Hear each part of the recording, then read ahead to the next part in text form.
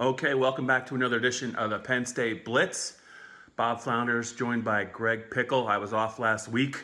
Great to be back. A lot to get to this week. We got some recruiting news later in the show, but we're going to start with maybe Greg and I taking a look at just when, now that we get closer to June, Penn State's season practice schedule may actually be targeted to start. There's a lot of states reopening now a little bit, and some teams and some students are getting back on campus. We'll take a look at maybe when Penn State may be able to do that. Greg and I will look at new wide receivers coach Taylor Stubblefield and some of the wideouts he's going to need to get up to speed quickly as Penn State replaces KJ Hamler this year. We also have a lot of recruiting news. I can't pronounce his name, but Greg knows about a 4-star tight end that's going to make his decision very soon. Penn State's in the picture. And also a prominent junior college player, maybe the top target in the country for 2021, is going to visit Penn State, or at least he's supposed to visit Penn State in late September. So let's get started.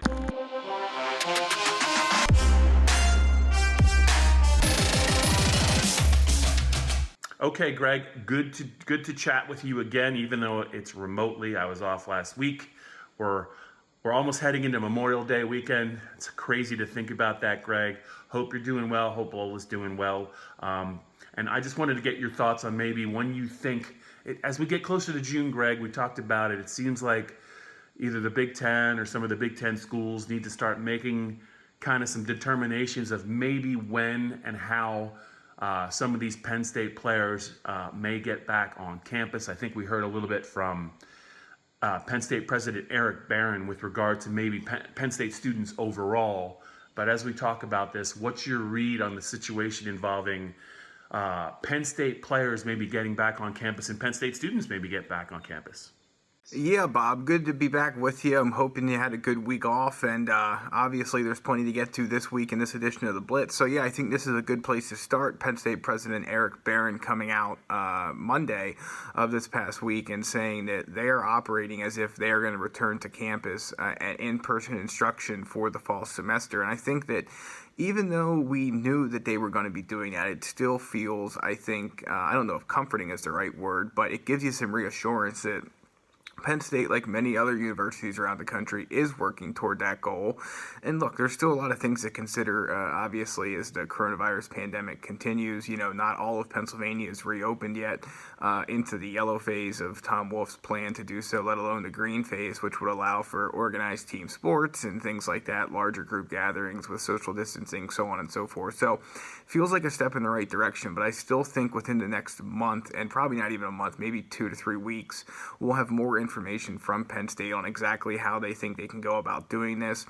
And look, there's a lot of logistical things that go into it. Are you going to have classes that split up and maybe half of a class comes in the morning and half of the class comes in the afternoon? Or are you going to do some classes that can be done online that weren't previously done online in a virtual setting to try and limit the amount of foot traffic that there is on campus and in classrooms? You know, there's a lot of things to figure out, but I thought it was encouraging. The Big Ten obviously seems to one day indicate that they are going to have all schools or no schools play. Then the next day you hear, well, maybe if a school or two can't play, we'll just play the rest of it. The non-conference slate is obviously up for discussion. So there's a lot to still figure out here. But I guess all we can do at this point is wait each and every day to see what new info comes out. And as we get into June here, I do think we'll have some more clarity about not just how the 2020 season could play out, but also how the academic side of things is going to go, what states, what schools, what football programs might be able to play and which might not.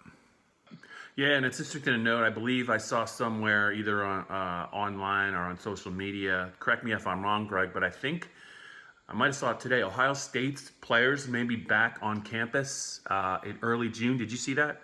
I did, yeah. And I didn't get to follow up and actually go read what that, what that information was all about. But It almost feels like a domino effect, right? So, in a sort of sports, related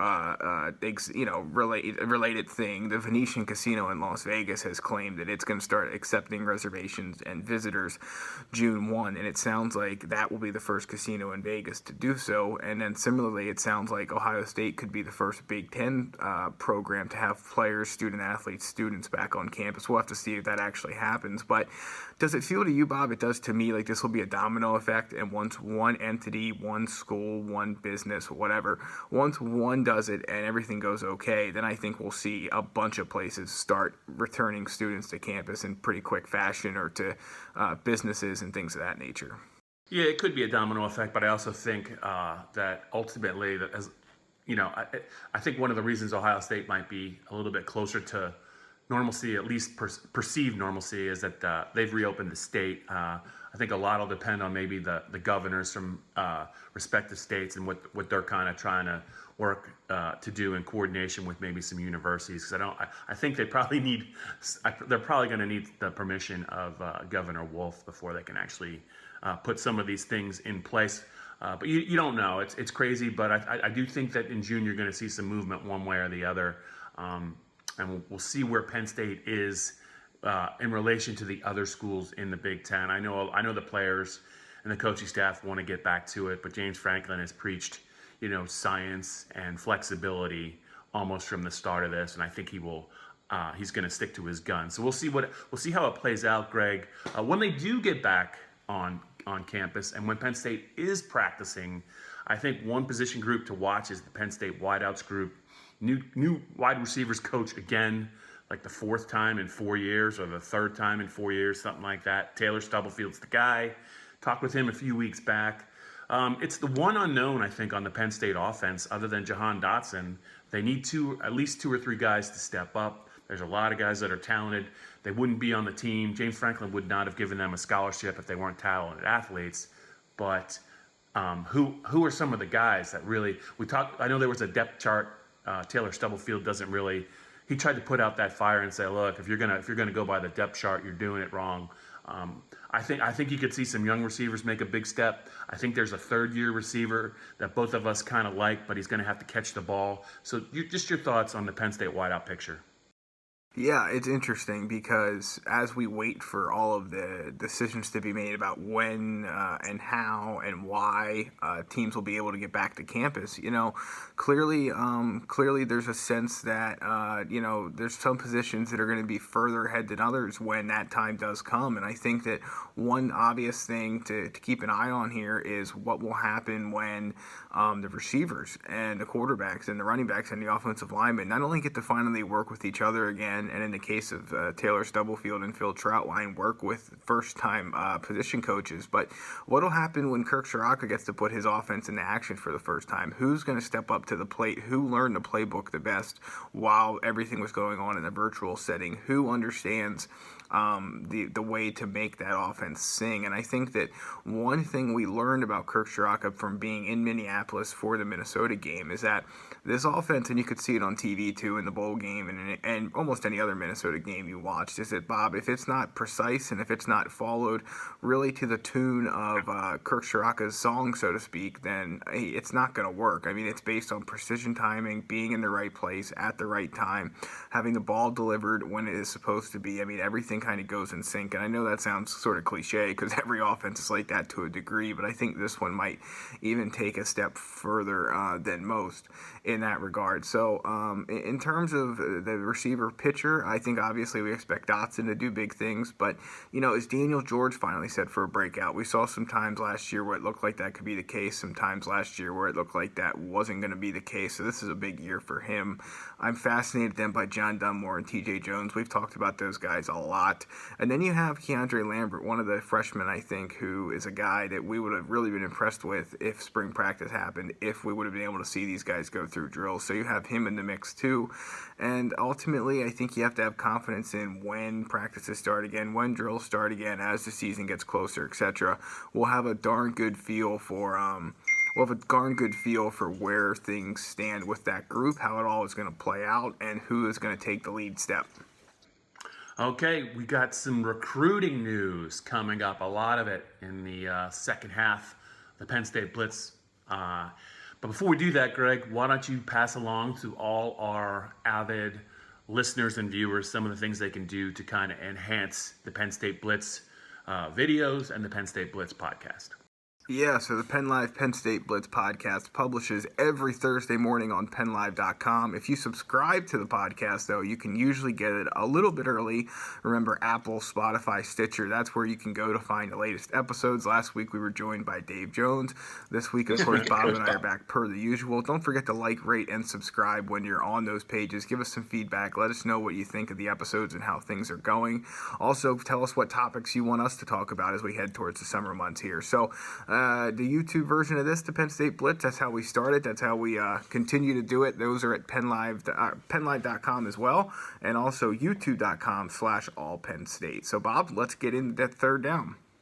Yeah, so we're going to roll forward here with the Penn State Blitz podcast, Bob Flounders and Greg Pickle, and there's going to be a little mailbag, but there's also going to be some recruiting news as well. Greg, I can't pronounce his name, but he's a 4-star tight end. I think that Penn State really likes a lot. I think by the end of the month, he might be making his college choice. What can you tell me about this young man? How good is he, and what would you assess Penn State's chances at getting him? Yeah, Oregon, Tennessee, Georgia, and Penn State appear to be the finalists for, and I may pronounce his name wrong too, so I'll apologize in advance, but Ma-LEAK-E MO-TAY-VO, the 4-star tight end out of Nevada. Penn State is, I don't know if they're in the driver's seat here, because I do think Oregon's a school that he likes, that he's visited often, and oh, by the way, has Joe Moorhead recruiting for it, so that plays a role. But, this is a kid, a 4-star tight end. Penn State does have an ace up its sleeve in Micah Bowens, the class of 2020, Las Vegas, Nevada, quarterback signee. I think that helps.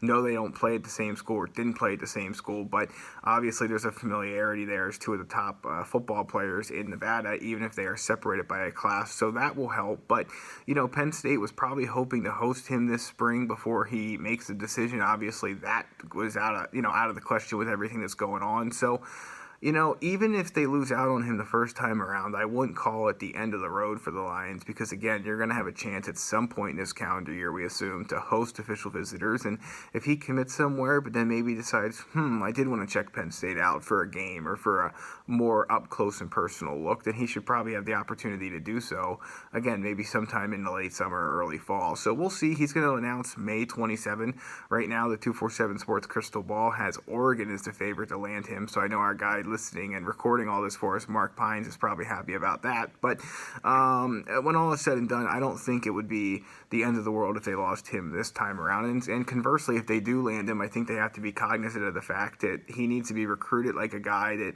is committed but also has other options, because if he picks Penn State and plans to visit Penn State down the road, he could maybe want to look at other schools too. So, it's just been a weird recruiting run here for the last 2.5, 3 months. I think there's something like 700 players already committed in the class of 2021, Bob, which is double and getting scarily close to triple the number that were committed in the last cycle at this time. So guys I don't know if it's boredom. I don't know if they just feel like they have to pick the school they're most comfortable with, and maybe they're not extending the process as much because of that with everything that's happened over the last 2.5, 3 months. But their commitments are just coming at a rapid pace. This will be the latest one. We'll see how Penn State fares.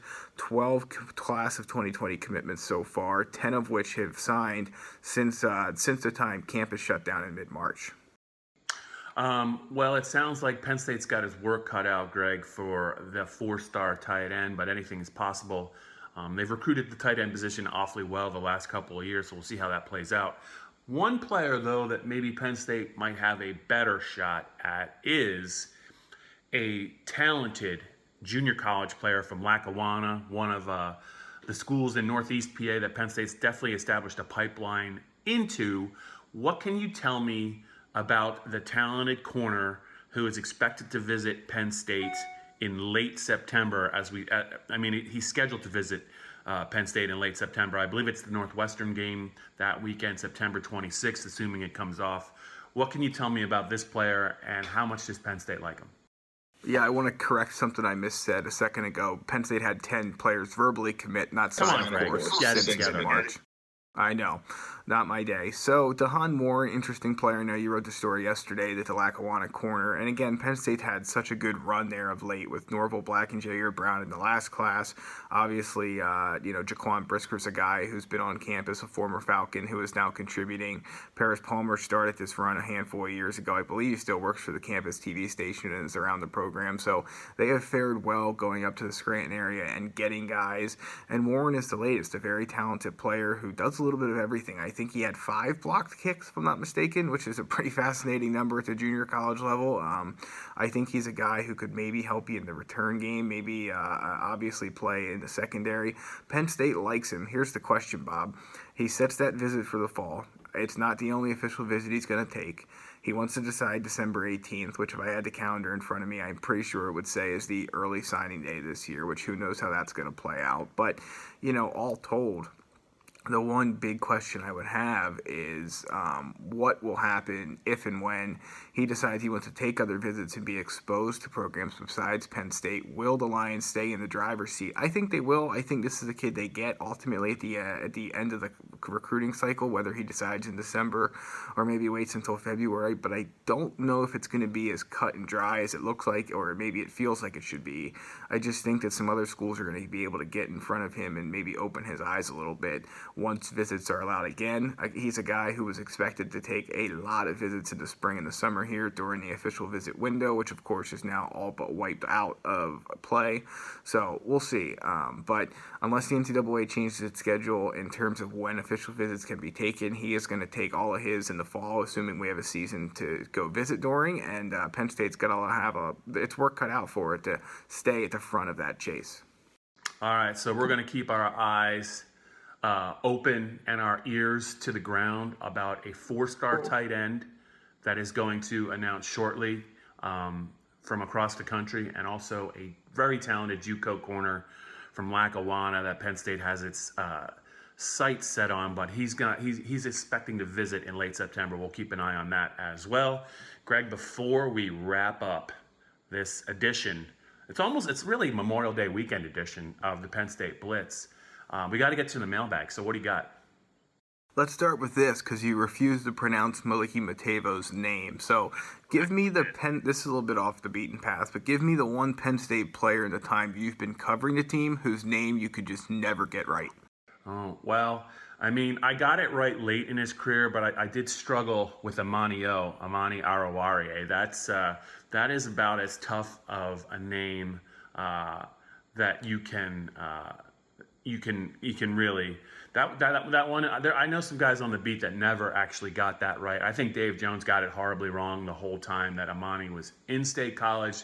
That was a tough one for me, but I'd have to think. I gotta go through the mental Rolodex all the way back to 2002. There was a lot of easy ones, but thankfully, I feel like a lot of Penn State's top players, I think, had names that were fairly catchy or fairly easy to remember. But Amani was a tough one for me, and even to this day, I got to kind of really prepare myself to say it because I don't want to make a bigger fool out of myself than I usually do. What about you, Greg? Is there a name that you struggled with? Yeah, Amani was always tough. Stephen Obeng Agapong always tripped me up for some reason. Nice. Very nice. And when it comes to spelling, I think I tend to get the I and E mixed up in Pat Fryermuth's name way too often, so that tends to be a problem as well. Wisniewski can be a bit of a stumbling block too, but yeah, you write those names enough as those guys become more prominent. You say those names enough as they become bigger parts of the offense or the defense, and it certainly clears a lot of that stuff up. Okay, moving on from spelling and pronunciation issues, you're going to get the chance to talk to Shane Simmons later today. We're recording this on Wednesday. Bob, is he the one player on defense with maybe the most previous fanfare that has the lowest expectations? I hope I phrased that right, but do you think he's a guy who can finally put all the pieces together this year of what was expected from him? He's a fifth-year player that I just remember, a member of the 2016 recruiting class, and I know what you're saying, Greg. A lot of people thought that he was a sure thing. Now, some things have been out of Shane Simmons' control. I believe that he's dealt with some significant injuries the last couple of years. But for him to be entering his final season his fifth-year senior season at Penn State. You look at him, he looks like an NFL defensive end physically, but he doesn't have any production really to back that up. Now, Penn State's had some success with players late in their career on the defensive side, but those have been defensive backs. That's been, Troy Apke and Nick Scott, Garrett Taylor. But this is a guy that, coming off his redshirt freshman season in 2017, I thought he was going to make an immediate impact. Penn State has had some really talented tight ends probably ahead of him that were just better players. Yetur Gross-Matos, comes to mind. Sharif Miller is another one. They got Adisa Isaac. They got Jason Owe. But, Shane Simmons physically looks like he can absolutely play a part. You just wonder about maybe is his body kind of constructed to withstand the rigors of a full Big Ten season that's on the practice field, that's in the weight room. And it's unfortunate, but I would like to see what he could do, Greg, for, if he could stay healthy for 3 months, because I think he could make I think he can make some huge strides. They're looking for some veteran leadership in that room. He is definitely the one player on defense that, if you remember back to what people were thinking about him when Penn State recruited him, he was a guy that we thought we'd probably be talking about him as either already in the NFL draft or just set up for maybe an all Big Ten caliber season. So that's a fair question. I know what you're getting at with him, but I would say that, it's not a question of Shane. It was more a question of Shane being healthy than anything else. Yeah, no doubt about that. All right, last one for you. It's going to throw you for a loop potentially because you weren't on last week to hear about it. But Will Fries, talking to the media in the middle of last week, had said that two defensive linemen really showed him a lot as younger guys on the scout team, Hakeem Beeman and Smith Vilbert. I thought that was pretty interesting, but I want to flip it, the question to you, in terms of the younger guys on the offensive line. Who are you most interested in seeing how they came out of all this work from home, do your own strength and conditioning stuff, etc.? And do you think Will Fries' job is really in jeopardy at right tackle as a starter? No, I don't think it's in jeopardy. I know that I've heard that. He's a veteran. He's played a lot of football. He can play both tackle spots.